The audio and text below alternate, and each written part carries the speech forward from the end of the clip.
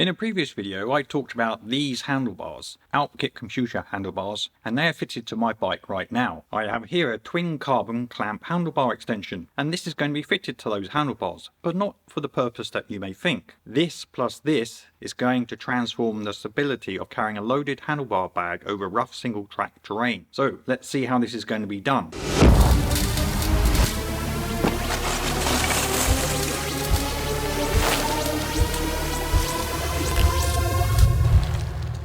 Originally I wasn't going to make this video because I thought the setup I'm about to show you is unique to my rig, and I haven't been out in the last week or two because first here in Scotland and pretty much over the whole of the UK we've had two unprecedented storms come in from the west, Storm Aisha and Storm Jocelyn, and the remains of Storm Jocelyn is still going through right now. The bamboo is going horizontal and sadly we've had many trees go down in the area. With the storm continuing I thought why not make this video anyway.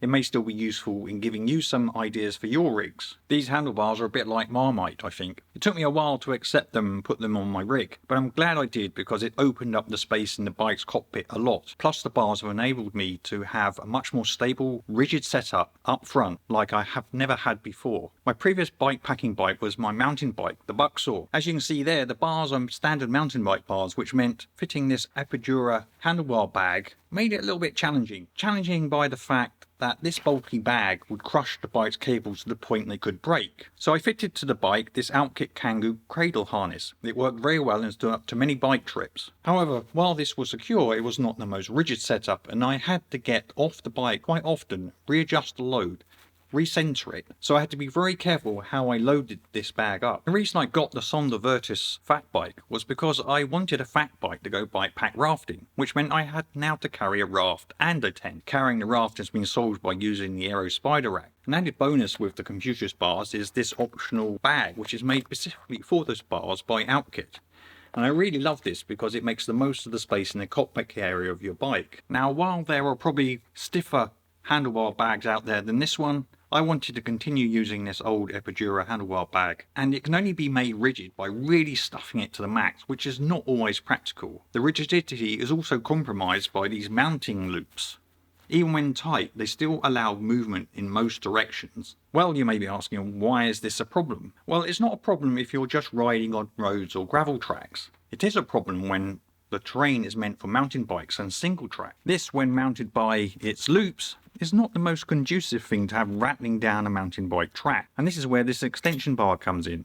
This I found on Amazon for about £24, and I really like this one because the extension arm looks pretty neat, tidy, CNC anodized aluminium extension arms, and the bar is made out of carbon.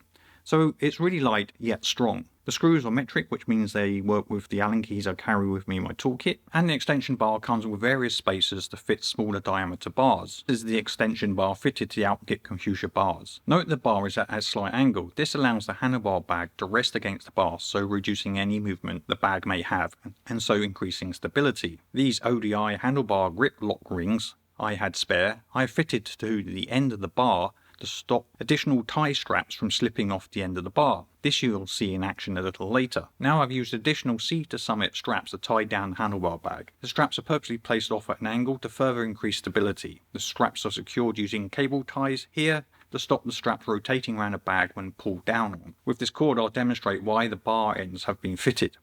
The bar ends help secure any straps in place, so not slipping off the end of that bar. The strap is now looped around the handlebar bag, back up to the buckle and tightened. See how the straps create extra stability, stop the bag from swaying from side to side by tightening up against that extension bar. But there is still one bag motion that I haven't addressed yet, and that's the forward bounce and up movement. The extra seat to summit straps have reduced that somewhat, but it's not enough. You see, I fitted this strap down here back to the head tube. Most handlebar bags come with this fixture to stop this very motion. Note the strap is not done up too tight. And the reason I have not really tightened that strap is to stop the abrasion of the cord on the bike frame and so cutting into the paintwork and the carbon fibre. To be absolutely sure the extension bar does not rotate under constant heavy bashing from the handlebar bag, I have also drilled and tapped in some small screws like so. To get the exact position for screws, I first positioned the extension bar, punched, then drilled, tapped holes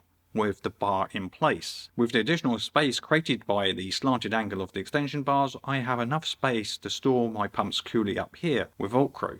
There you go, that's my bike's cockpit setup for bikepacking. I know you like this video since you've watched this far, and I thank you very much. But do tell YouTube you liked it by hitting that like button, as this will help the video on its way and the channel. When the weather improves, I plan to be out and about filming along the way, so be sure to hit that subscribe button and turn on notifications not to miss future videos. Keep well, keep safe, and I'll catch up with you guys next time.